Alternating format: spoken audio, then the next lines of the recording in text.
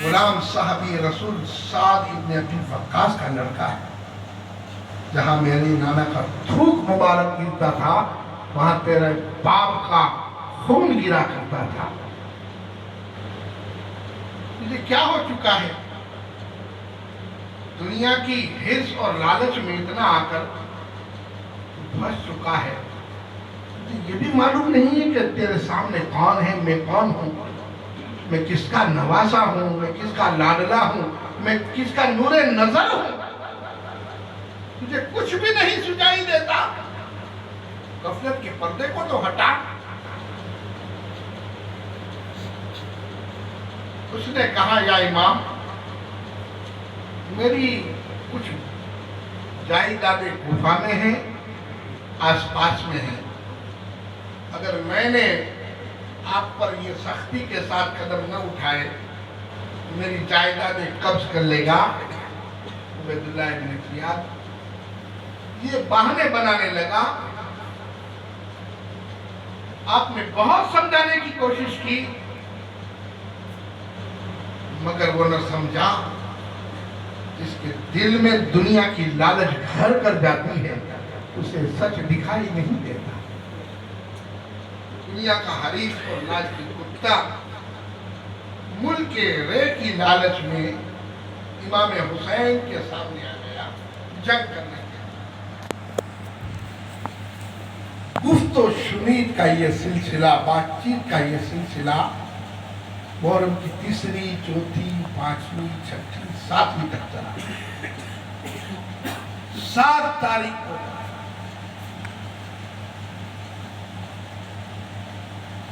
شمر نے Ubaidullah ibn زیاد کو کوفہ میں لکھا کہ عمرو ابن سعد کو جو تو نے 22,000 کا لشکر دے کر بھیجا ہے یہ ناہنجار روزانہ حسین سے ملتا ہے، بات چیت کرتا ہے، حسین کی طرفداری کرتا ہے، لہذا وقت ضائع کر رہا ہے. اس کی جگہ تم مجھے لشکر کی کمان سونپ دے تو میں یہ معاملہ جلدی سے دفع کر دوں. عبیداللہ ابن زیاد نے عمرو ابن سعد کی شکایت کو خط میں پڑھا. اس نے خط لکھا عمرو ابن سعد کے نام. اے عمرو ابن سعد میں نے تجھے امام حسین کی وکالت کرنے کے لیے وہاں پر نہیں بھیجا ہے. ان کو یزید کی بیعت کا اصرار کر لیتے ہیں، میرے پاس بھیجتے نہیں کر لیتے ہیں تو جنگ کر ان کے ساتھ. اور اگر تو نہیں چاہتا ہے تو ساری فوج کو شمر کے حوالے کر دے، میں اسے اذن عام دیتا ہوں. جب عبیداللہ ابن زیاد کا قاصد عمرو ابن سعد کے پاس پہنچتا ہے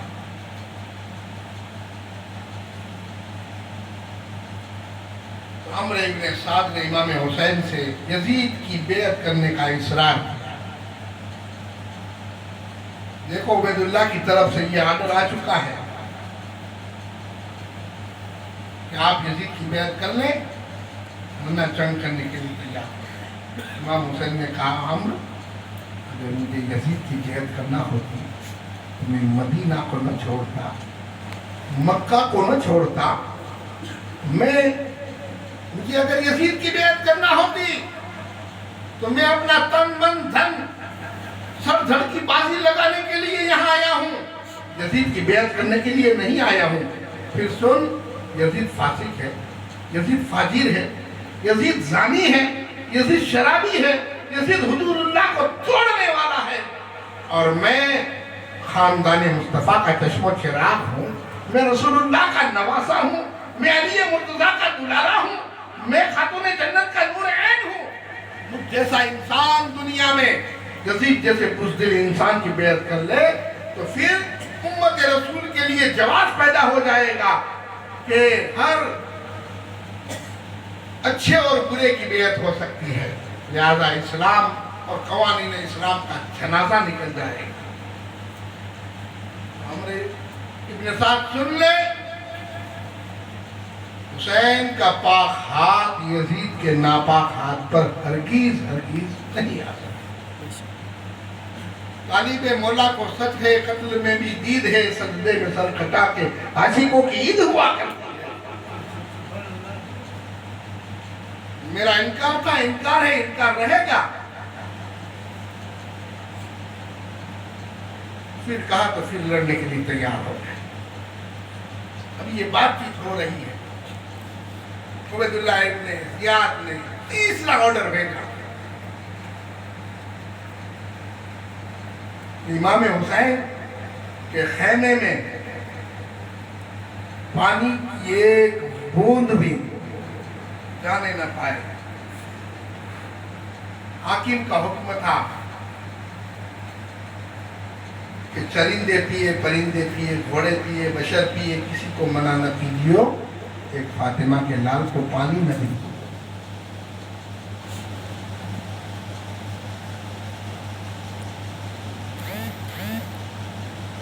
91 افراد پر مشتمل یہ مقدس جماعت، اس کے مقابلے کے لیے لشکر کتنا بڑا؟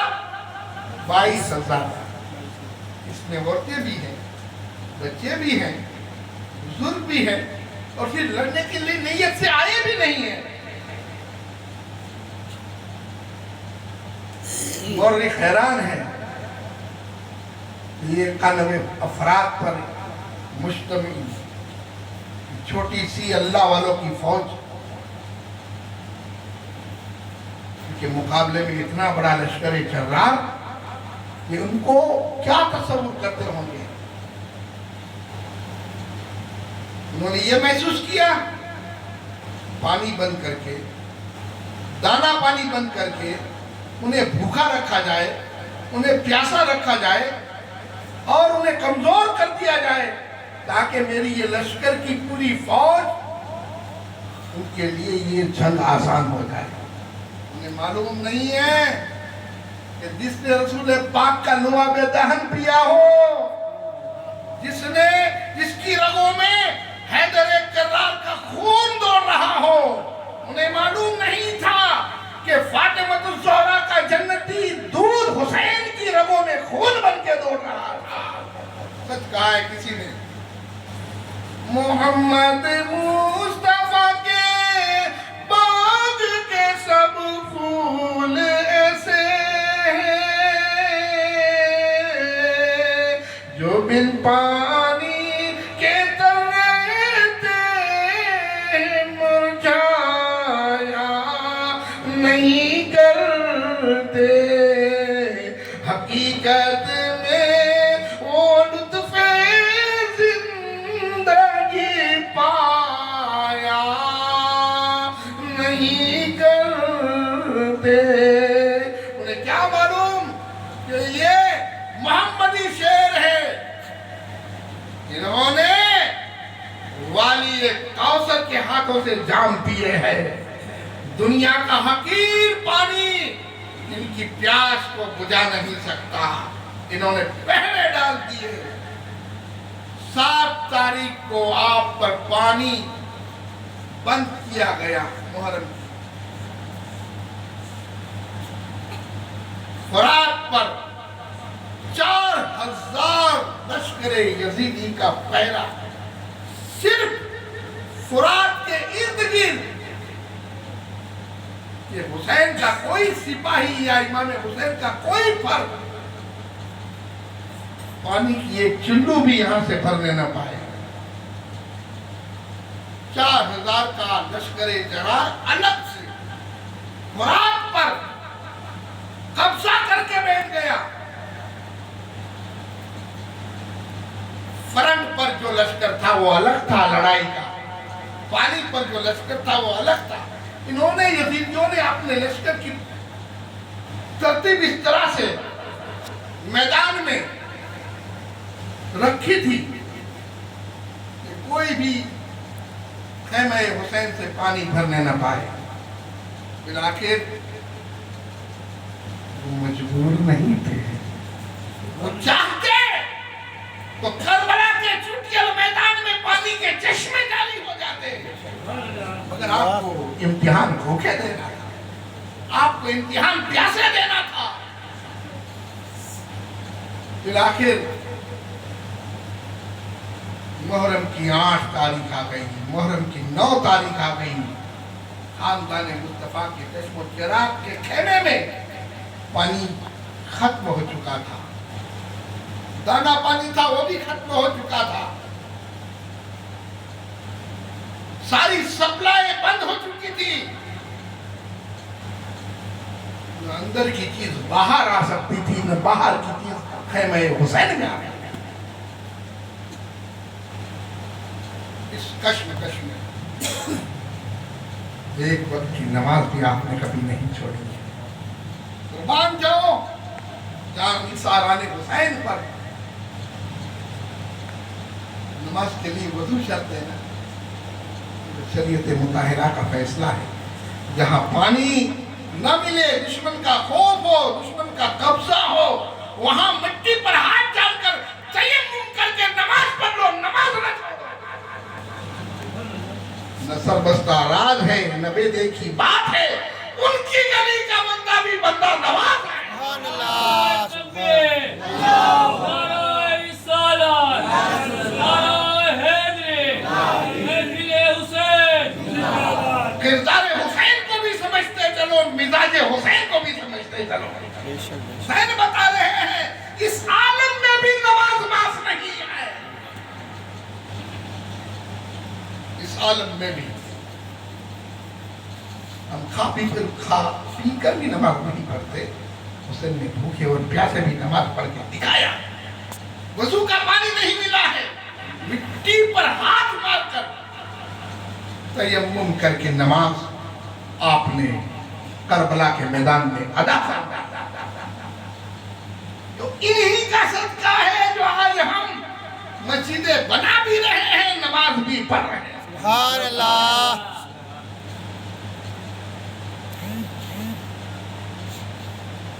اذان دے گئی بلال حبشی کی ہستی، نماز پڑھ گئے کربلا والے۔ سبحان اللہ۔ ہماری ٹوٹی پھوٹی نمازیں جسے ہم ٹھنڈک میں پڑھتے ہیں، یہ کربلا کے میدان کی گرمی میں پڑھنے والی نماز، جہاں نہ جا نماز تھی، جہاں نہ مخمل تھا، نہ اے سی تھا، نہ پنکھا تھا، نوکیلے پتھروں پر سجدہ کیا۔ اللہ تعالیٰ حسین کے ایک سجدے میں قیامت تک کے آنے والے مسلمانوں کے سجدوں کو قبول فرمائے۔ نعرہ تکبیر، نعرہ رسالت، نعرہ حیدری، محفل حسین۔ نماز تو چلی گئی تھی دنیا سے، یا حسین روک لی تم نے؟ سجدے اوروں نے کیے، اس کے نئے انداز ہے، تو نے وہ سجدہ کیا جس سجدے پر خود خدا کو ناز ہے۔ سبحان اللہ۔ امین محترم، یہ ہے امام حسین کی ہستی، یہ روحانی پیشوا ہے، علی مرتضیٰ کا زرارہ ہے، یہ تربیت فاطمہ الزہرا ہے، نام اس کا حسین ابن علی ہے۔ سبحان اللہ۔ امین محترم، جناب امام علی مقام سیدنا امام حسین شہید کربلا، کربلا کے میدان میں شمر ذیل جوشن 7، 8، 9 تاریخ تک گفت و شنید کا سلسلہ شروع ہوا۔ 9 تاریخ کو سامعین محترم عمر ابن سعد امام حسین کے پاس آتا ہے۔ کربلا کے میدان میں آپ پہنچے،